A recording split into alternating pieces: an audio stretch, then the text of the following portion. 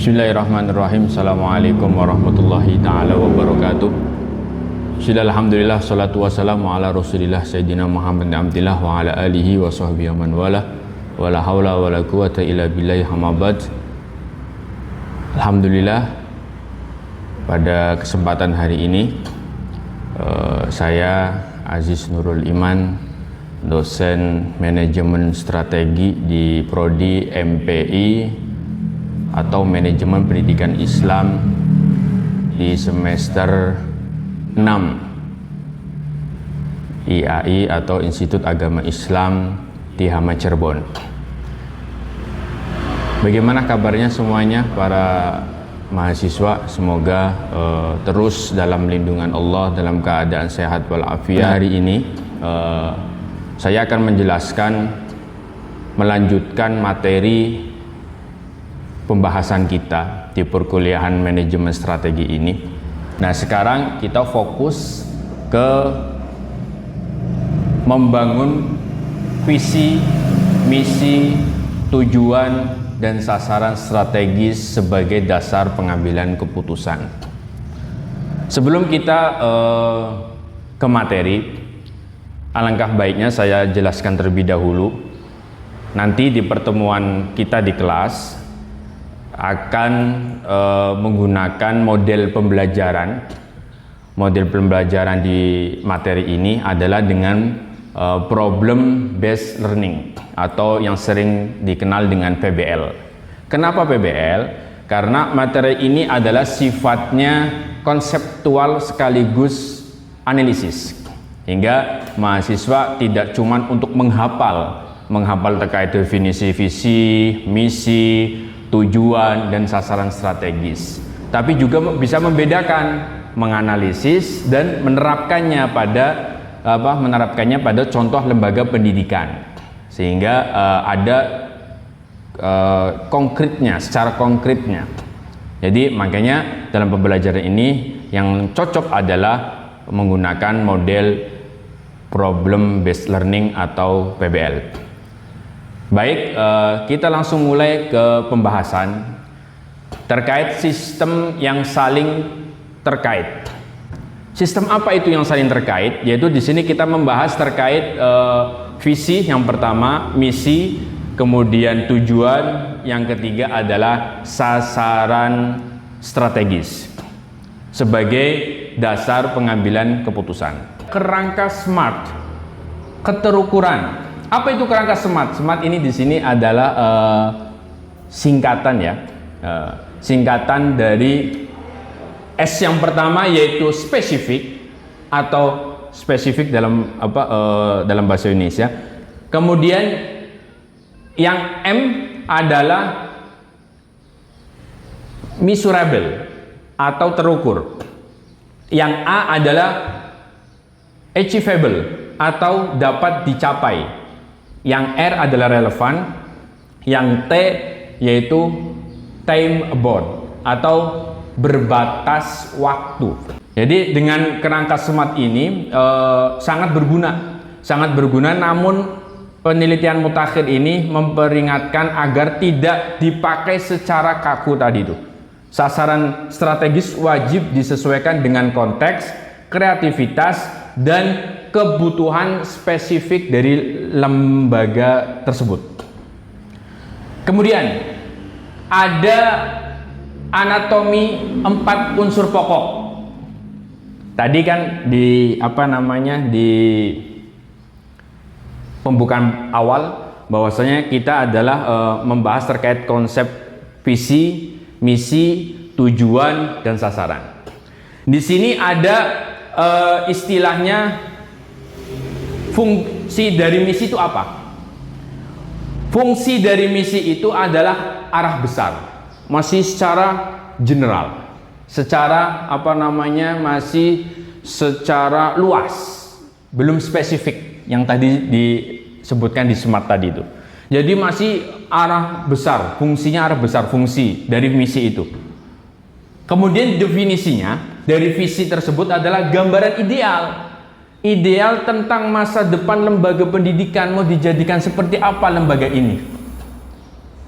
Bagaimana menentukan? Dari visi itu. Dari visi, kemudian tadi fungsi, arah besar, kemudian definisinya, gambaran ideal tentang apa? Tentang masa depan lembaga pendidikan. Yang ketiga adalah ciri. Cirinya adalah singkat, inspiratif, dan futuristik. Pokok yang kedua tadi, ini termasuk empat pokok itu. Yang pertama adalah visi, yang kedua adalah misi. Unsur pokok misi itu adalah fungsinya cara menuju arah itu. Visi dan misi ini adalah apa? Langkah utama untuk mewujudkan visi. Langkah utama untuk mewujudkan visi itu. Cara menujunya seperti apa? Makanya ada poin-poinnya. Secara ini, breakdownnya kan.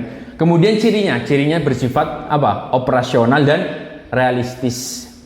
Harus realistis. Tidak boleh ngasal. Kemudian unsur pokok yang ketiga, apa yang ketiga itu?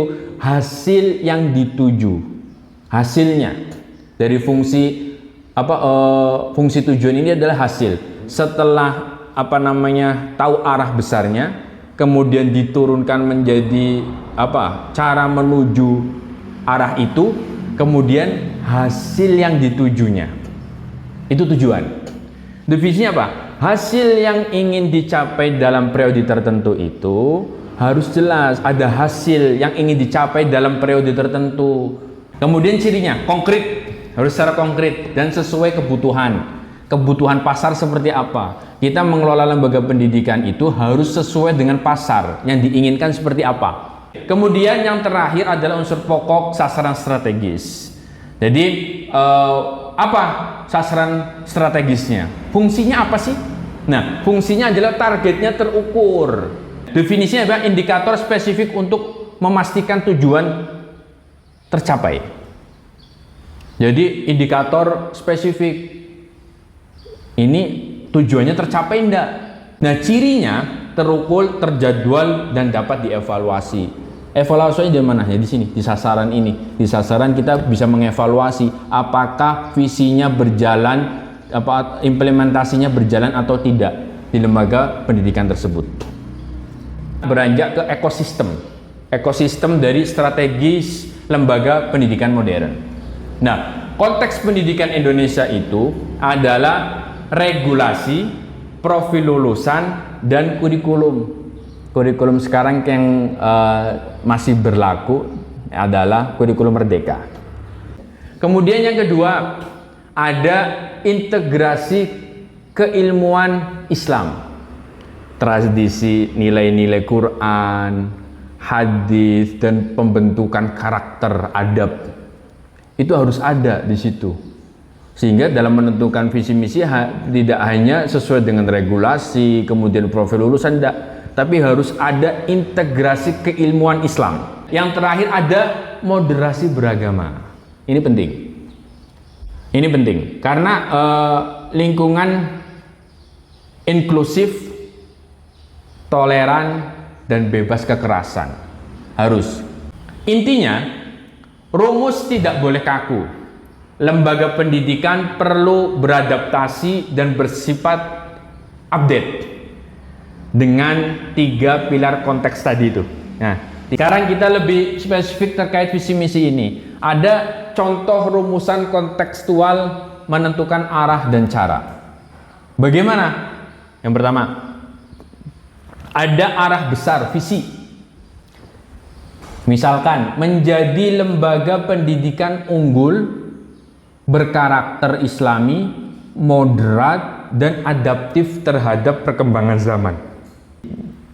Kemudian kesimpulan dari apa yang sudah tadi saya terangkan terkait visi, misi, tujuan, sasaran strategis adalah jika visi misi disusun secara kontekstual, secara update, terintegrasi dengan keilmuan Islam, dan berorientasi pada moderasi beragama, maka lembaga pendidikan akan lebih siap.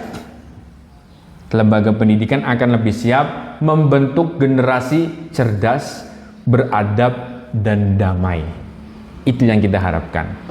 Mungkin itu pembahasan kita untuk bahan ajar, sumber bahan ajar ini sumber-sumbernya ada artikel-artikel yang nanti saya bagikan linknya yang bisa diakses oleh mahasiswa semuanya. Terima kasih semuanya atas perhatian dan kerjasamanya.